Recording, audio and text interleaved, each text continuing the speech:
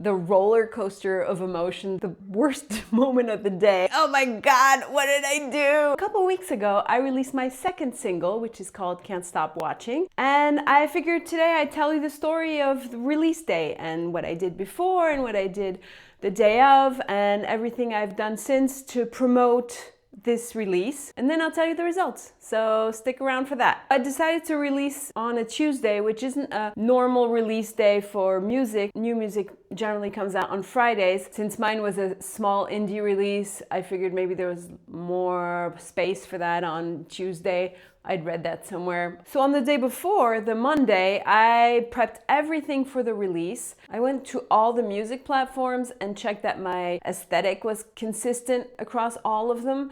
I had actually started doing that 1 week before, and it's a good thing I did because it actually took quite a while for Apple Music and Spotify to update my profile pictures. I'm really trying to have a consistent aesthetic across every platform just so that it looks more professional. I also did the same thing on all the social media platforms. I updated my profile pic on Instagram and TikTok and YouTube and Threads even, and wherever I could put a banner, I put a banner that I made with the album cover photo. I actually spent the morning getting my hair and my nails done, and then I spent the whole afternoon taking like a bazillion photos and videos so that I would have material to post on release day and all the days after that. I also wrote and prepped posts for social media. And then I tried to relax because I was getting a little antsy about this release. And I was like, okay, should I wait until midnight to make sure everything goes smoothly? Because I'd heard that sometimes it's supposed to come out on midnight, but it doesn't because there's a bug. So if you have any support requests to make, you can make them as soon as possible. But then at 11 p.m. I was so tired and I just went to bed. I figured nobody was really waiting for this release anyway except me, so it wasn't a big deal if it didn't work on the first day. I could bump the release day to the Wednesday or to the Thursday or even to the Friday. It wouldn't be a big deal. So Tuesday morning came. The first thing I did was to check that my release was live. And it was. Everything was functioning great. I'd on purpose set my alarm clock really early, so I went right to my computer and started updating every platform. I updated my link tree, I updated all my bios on all social media platforms. I also posted something on all the platforms saying that my release was live: Instagram, TikTok, YouTube, Facebook, Threads, and then I waited. People weren't rushing in to listen to my song, but it was trickling in. I was getting 1 or 2 views, a couple comments. I was also engaging on the platform. I would type hashtag midlife women, hashtag alt rock, hashtag muse, all the hashtags that would be related to my music and to my brand, and engage in those posts, like post a comment myself or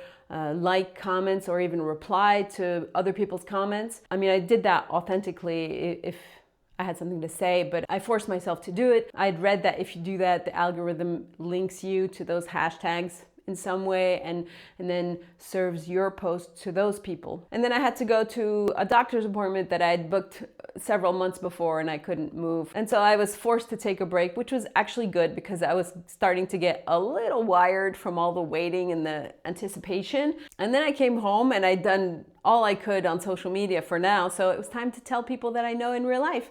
And so I started spamming all my contacts. And so if you know me in real life, I'm sorry if I spammed you. Hopefully it wasn't too much of a bother. So I started sending emails and WhatsApp messages and DMs to all the people that I know in real life, telling them that the song was live today. I sent it to my family, to my friends, to anybody that had expressed interest for my music in the past, even people that I'd only just met. Like, we're auditioning musicians right now to reform a band because we've moved cities. And all the musicians that I'd met recently, I sent them the link. I actually hadn't done that last time. I think I was, I'm not gonna say ashamed, but I was afraid of being pushy with the music. This is my project and it was only just getting started. It was actually easier putting myself out there to people that I don't know. And a couple of my friends made a comment that they were surprised and even hurt in some way that I didn't feel like I could share this with them. So this time I figured I'd just send it to everybody, and it's only an email or it's only a DM. If you're not interested, you just click off and it's not a big bother. It's not like I sent them tens or thousands of emails. And plus I figured if a friend of mine did something like that, I'd be interested just because they're a friend of mine. So I felt more comfortable doing that this time. And actually it was nice because I got to start a few conversations with people that I hadn't talked to in a while. So I spent the bigger part of the day replying to people that I had sent the music to. I put the lyrics up on Musicsmatch. Musicsmatch is a paid service, and I know a lot of small artists don't subscribe to it, but for me, lyrics are like really important. They're what I write first.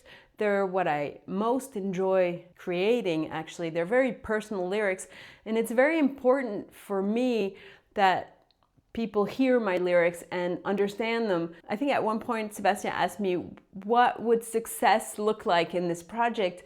And I told him, if one person hears my song and says, wow, those lyrics really spoke to me, I felt seen, I felt heard, they really helped me navigate something in my life.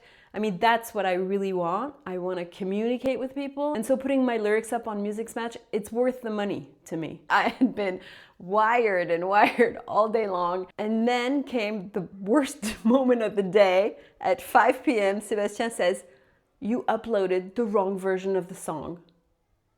And I was like, oh my God, what did I do? I was really stressed out. I went right online and checked what I did and everything. And he was right. I uploaded the wrong version of the song. Fortunately, it wasn't that much of a big problem. It was just a small mixing difference. At the end, with Marvin, my producer, great producer by the way, I had asked him to lower the saturation on my voice on the first verse because I found it to be kind of buzzy. He had done that, but then I didn't upload that last version. I uploaded the one before, which was almost perfect, but still it was very infuriating to have this version that's perfect that's not online. I asked Lander and ChatGPT how to fix this, and apparently you can't. Once you've uploaded an audio file, you can't change it. Or you have to take down your release and create a new release. I didn't want to go through this whole release day again, especially I'd already told all these people about this song and I felt really bad, but I figured, fuck it. Let's just leave it like this. It's almost perfect. We'll do better next time. I will not make this mistake again. Let me tell you. Last thing I did was go on TikTok, and all the people that had commented before, because I had been teasing the song for a couple weeks on TikTok, and everybody that had commented, oh, I like the song, or I like the vibe of this song, I went back to those comments and replied and told them that the song was live if they wanted to go listen to it. And so evening came, and I must say I was totally washed out, exhausted. The roller coaster of emotions during the whole day, I mean, especially culminating with this realization that I had uploaded the wrong song. And so I allowed myself to go and check the stats. I had decided not to go to the stats during the day because I didn't want to get discouraged by them if they were low. But then evening came around and I figured, okay, let's go. Let's see what the result of everything I've done is. With Sebastian the day before, we had written down our expectations, and I was saying more like 100 listens on Spotify, and it was actually less than that. At 11 p.m. I had 24 streams, which is not a lot. But then I realized that since on my Linktree the music video is very prominent up at the top, there was a lot more people that heard the song through that. So at 11 p.m., 81 people had listened. Since then, it has picked up quite a bit. Time of recording, I've had 69 listens on Spotify since the beginning. There's maybe 10 on Apple Music, 10 on Deezer, and 10 on Tidal. Overall, it's just around 100 people that have listened to my music on the streaming services. And on YouTube, I have 235 views on the music video. So all in all, that's around 350, which means that people that I know in real life came to listen, but also people that I don't, because I don't know 350 people in real life. It's been 2 weeks plus 1 day since I released the song. So I'm pretty happy with these stats. They were just about what I was expecting for a second single that is good, but obviously it's not my best single because my best is yet to come. On TikTok, I keep pushing the song. I did have one post go pretty viral. I think I got 9,000 views on that one. I post a couple times, maybe sometimes 3 on TikTok and once every day on Instagram and on YouTube. I'm at Annie Nesca everywhere if you want. And since the number of streams keep going up and the number of followers keep going up, I think it's working. So I'm gonna keep doing that. If you wanna hear the song, watch the music video, it's right here. And I'll update you on whatever's coming next soon. See ya. I'm waiting, I'm hoping, I can't stop watching, step to you.